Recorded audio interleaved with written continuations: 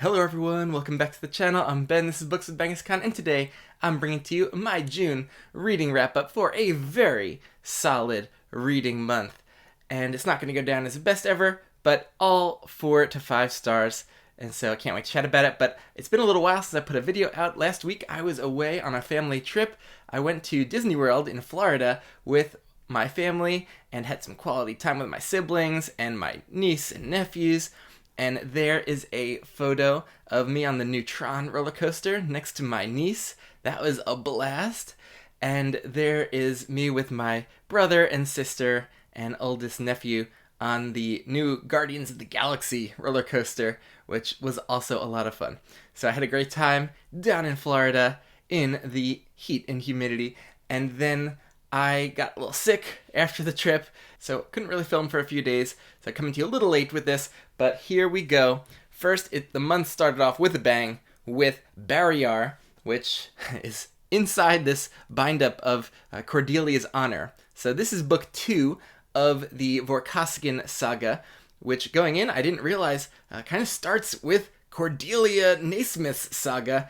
And so this is almost like a prequel duology before the POV becomes an actual Vorkosigan POV. And there's Cordelia on the front cover, and I fell in love with these two books. I couldn't believe how much I was into this from the start of Shards of Honor, and then book 2, just so solid throughout. It almost is a little bit of slice of life in the beginning, the first act, and we're living in this new place. Cordelia's settling in somewhere, and man, Cordelia just is so easy to kind of empathize with and relate to and just sink into that POV, and she feels so real. And then, though, there are some major fireworks for the last half of this book. It was so tense, so dramatic, and just a very gripping, satisfying read, setting up what I think is going to become a new favorite series of mine as we transition into the actual Vorkosigan books next. So I'll be continuing on with those pretty soon, I think. And yeah, easy 5 stars for Barrayar. I was also just amazed by the character work here, not only with the POV character and some of the main characters, but even the side characters that don't get much page time. They felt so three-dimensional, so real to me. Even ones that are barely on the page I cared about. So caring about all these different characters, the stakes felt so high here. The political plot was so interesting, and the way it played out, just can never predict what was going to happen. So just an absolutely special start to this big sci-fi adventure series. So huge hit that Jake got me into through this TBR competition that's running, since he picked Shards of Honor, and he definitely wrote me into many, many more books with this. So thank you, Jake, for that pick. Next, I continued with book 6 of the Alex Verus Urban Fantasy series. So that was Veiled, and I immediately went into Burned, book 7. So at this halfway point, there's 12 books in the series. All the books are right around 300 mass market pages. They're very quick and digestible, fast-paced. I am getting very invested in this series. I think I landed at 4 stars for this one, where I've been with most of the books, and just a very solid middle series book where some high-stakes plots are kind of unfolding, and Alex's position among the other mages and the Council of England is kind of changing in an interesting way. And I think he was inspired, Jacko was, by a plot turn in Dresden that happened in the middle of that series too. But I'm a big fan of Dresden plot arcs, and so some homages are very welcome. But this series feels so different from Dresden. It's much smaller scale and smaller scope. It's as if scaled down Dresden is just happening where all the conflicts are among the human mages and the council, and we're not involving all these other kind of mythical creatures like vampires and fae. And also the tone is very serious. There's not a lot of humor in here. It's a very serious and deep character study, especially of the main character, Alex Verus. But one of the delights of this middle part of the series is that I'm growing to really care about some of the core side cast, and that is raising the stakes a lot. Since when they're in trouble and Alex is fearing for them, I am now very invested in what's going to happen as well. So stakes are raising, solid book, but where things really got serious was in Burned. Like I think Jacka is very heavily inspired by Dresden, but is doing his own thing. And just like Changes does in the middle of that series, where in the very first page, the POV character learns something extraordinarily dramatic that kind of shapes the rest of the book and changes their whole life. This kind of follows that same format, where the book starts first page, first line. It's something very intense that is going to drive the whole conflict and plot of this book. And this was just Jacka cooking with gas. I loved this book. It was so tense, so dramatic, and the kind of mid-series book that I just got so gripped to and just relished so much, and has gotten me just stepped up my investment to the point where I am really loving my time with this series. So this one was easy 5 stars. I loved the way things have developed here. And now that I'm seeing kind of all of these books kind of in retrospect, they really do connect. It's not very episodic where each book kind of has its own standalone adventure where it feels very self-contained. Like, it really feels like this is a really interconnected arc that is just building and building. And that's the kind of thing that I love. So, yeah, this one, huge hit with me. And then after that, there's not much short fiction in this universe, but there is one mid-series novella, and I think one that also follows book 12. But it's Favours, and I gave that a read while I was on my trip, just kind of on my phone, on an ebook when I had some spare moments.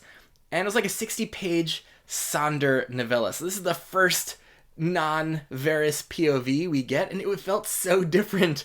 And like with the Dresden Files, you get a lot of short stories from other POVs. I wish Jack had more of this, because it was so interesting to view Alex from someone else's perspective, and also just to get insight into one of these side characters. And just, it really brought that side character to life in a new way. One who is likable in some ways and very unlikable in others, and just a very interesting character to spend some time with. And so that was a big hit. I gave that novella 4 stars, and I think I was so hooked to the series at that point that I wanted to jump in to the next book. And so I think I started Bound, book 8, but then I realized, man, this is getting very heavy and intense, and I had other stuff I wanted to read. I thought I would save it for a little while to give a little bit of a break between those reads, to let Burned marinate a little bit, since that was so intense. And so I chose to dive right back in to the Dandelion Dynasty, since I had read Grace of Kings and Wall of Storms in May as part of the TBR competition. I liked both a good amount, but I was still thinking that I needed to continue while everything was fresh. There's so many details, so many little side characters, that I knew I was going to maximize my experience with the series if I could binge it. And so I know it was going to delay my read of some of the other TBR competition books, but I said, you know what, let me just do what I gotta do. And man, Kyle and Jake wrote me into this series, and so they got me to have to read 2,000-page chunkers to finish it out with Veiled Throne and Speaking Bones. And these are both, I think, more than 1,000 pages in these floppy trade paperbacks. And I think Lou had conceived of the series as a trilogy originally, and then realized his finale was just becoming way too long, and so split it up into 2 books. But I'm glad, because The Veiled Throne was a very satisfying book on its own, and a very interesting one. I think I landed at 4.5 stars for this one, almost 5. I loved the big, huge action set piece at the beginning, and the very unique cooking contest sequence that takes up the last many hundred pages of this book. Kind of had me gripped in a really cool way at the end, but the middle of this one I found to be considerably less compelling, so it wasn't just a pure kind of 5-star, fully engaged all the way through kind of book. But I love certain things about this series so much, like the way Lou writes action and will take breaks to do backstories for how someone discovered a new invention or a piece of information that they can then kind of turn around and use tactically in war. The battle scenes are just so imaginative and very high stakes for our characters and the way that the world is going to progress here. And it just starts with one of those amazing sequences. And then this cooking contest between two restaurants at the end was so thematically rich and centering around two youngish kind of main characters, Kinry and Dandelion, they were just a delight to spend more time with and to get to know. This kind of battle between one side, which is kind of amoral and throwing lots of money, and kind of basing their kind of hopes on just outspending the competition, and the side of our protagonists who are kind of understaffed, underfunded, but have to do it with their wits and their love and the found family of everyone working at that restaurant, and through honoring everyone's different cultures and history. And they have to figure out how to best this other side who is dangerous and underhanded and willing to try to cheat in the competition in lots of ways. And the way it played out through multiple phases of an appetizer competition and a main dish competition and a service competition, all of that ended up being thrilling. And so this was a huge hit as a way to kind of end a book, and just a different kind of epic fantasy climax that you'll never experience anything like it. And I thought it was a great change of pace. So aspects of this book were a huge hit. And then I dove right into the finale, Speaking Bones, which I think pretty easily is my favorite of all the books of the series. I gave this one 5 stars. It has, I think, the most intense and the most frequent kind of action set pieces, which are my favorite part of the series, I think. And so we're getting some really high stakes climactic sequences in a couple of the different locations that we are spending time in, and the way things intersect or just resonate with each other in the different locations was really great. And some of the character arcs kind of coming to their fruition towards the end got me a little emotional, and it was the first time I could feel my emotions really kind of stirring in this series. And so this book definitely got me. It made me feel like the whole journey was very worthwhile, and just really solid ending to the series. And it's not a series that's going to go down as one of my favorites. This style that it's taking of being a kind of parable of modernity, where it's very theme forward, very explicitly exploring modern themes, and with an omniscient narrator who's constantly jumping in. It's not a style that is trying to be very immersive in a kind of thrill ride sort of way, where you can just leave yourself at the door and come on into a new magical fantasy world. This is something where you're going to be thinking about things that you relate to your own life, or things I've learned about. I was a history major in college. I feel like I've really already dug deep on a lot of the themes that Lou is hitting here. So it's kind of like preaching to the choir for me. I feel like Lou's worldview that maybe he has, or that he's just expounding in this series, is so similar to mine. And I don't know, it's just not that thrilling for me to have my worldview just kind of reflected back at me very explicitly. And I think other series that have tackled similar themes, like Shadows of the Apt by Adrian Tchaikovsky, do it where it's more just implicit, embedded in the narrative, and not just explicitly discussed so much, or so heavy-handed or on the nose. And this is going to be a me problem. I know lots of people kind of are loving that, and it is different from basically what every other modern fantasy author is doing. There are so many meaningful themes explored here that I think are worthwhile to spend time thinking about, whether it's our reckoning with history and kind of bad, cruel things that happened in history and the legacy of those events and how to move past them, and the kind of harm of cycles of violence and vengeance, how different cultures and different peoples can kind of live harmoniously together in the same place and move past tribalism and past actions. There's a lot here about how to govern and how a modern state can govern responsibly, and what kind of responsible or immoral leadership might look like, and the effects of all different types of choices leaders might have. The effect of people being able to be open-minded towards others and learn from others and change their views, what they thought before. Importance of education and discovery and trial and error. All these different themes of modernity. It feels like the purpose of this series was to dig deep and explore these themes. And instead of maybe just, starting with a certain plot or setting or characters and kind of building a story around them. So if that sort of thing sounds great, where the centrality of these very important kind of modern themes to our world, if that seems appealing to want to spend a lot of time with, then this series could be absolutely for you. I think if I would have come to this as maybe like a teenager in high school, where this could have been informing and helping to build my worldview and beliefs, that it could have been something super, super special. But coming to it at this point in my life, it's just not as, I think, impactful as it might have been if I'd read it in my younger years. And so lots of really amazing, thoughtful, kind of creative things are going on in this series that I loved. But in the end, it's probably just going to be kind of towards the top of maybe my middle tier of series. But very happy now that I know what's going on with it. And I think I might connect with Lou's sci-fi more than his epic fantasy. So I'm looking forward to exploring his short stories. What am I reading now? Well, it is Bound. I am most of the way through this, and it is great. I'm loving the continuation. It is getting insane, and the stakes couldn't be higher for Alex and friends. And I'm about to hit this climactic sequence, and I just can't wait to see how it goes down, because it's absolutely nuts what is being set up here. So we got that going. I'll finish that very soon.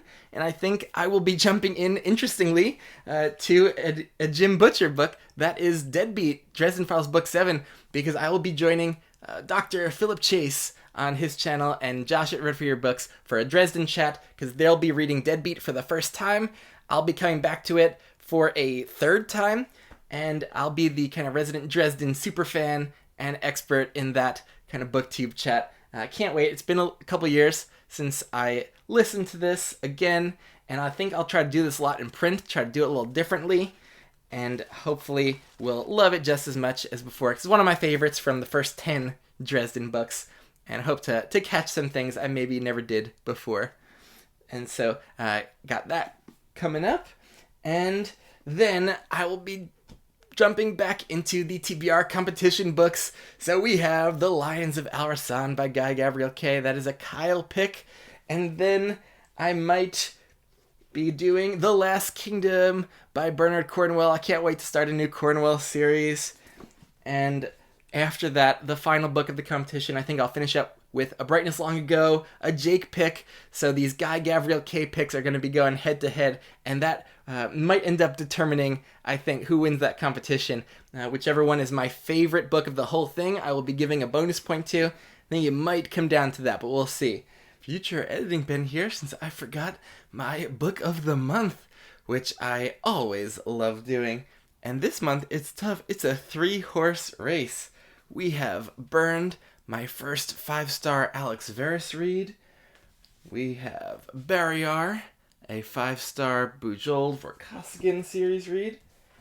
And we have the finale of the Dandelion Dynasty, Speaking Bones. So this is the first time I can remember I have a real kind of equal 3-horse race to kind of sort through. And I think first I'll say Speaking Bones was a great read, but it had its moments that I didn't love, with the antagonists, with some exaggerated personas, and moments and sequences where I didn't fully connect to it, so I'll leave that aside.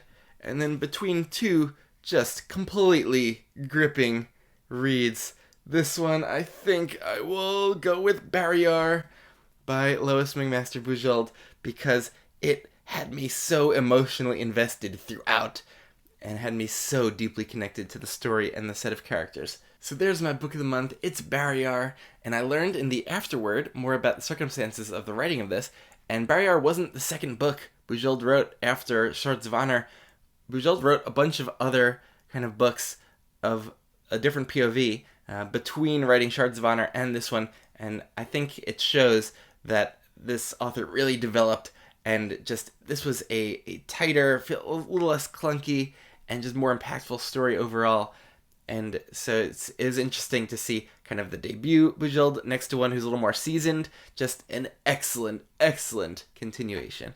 Let me know what you've been reading and loving, or in some cases not loving. Let me know what you thought about the Dandelion Dynasty. If you've read any of those books, I'd be very curious to hear. And I'll catch you later.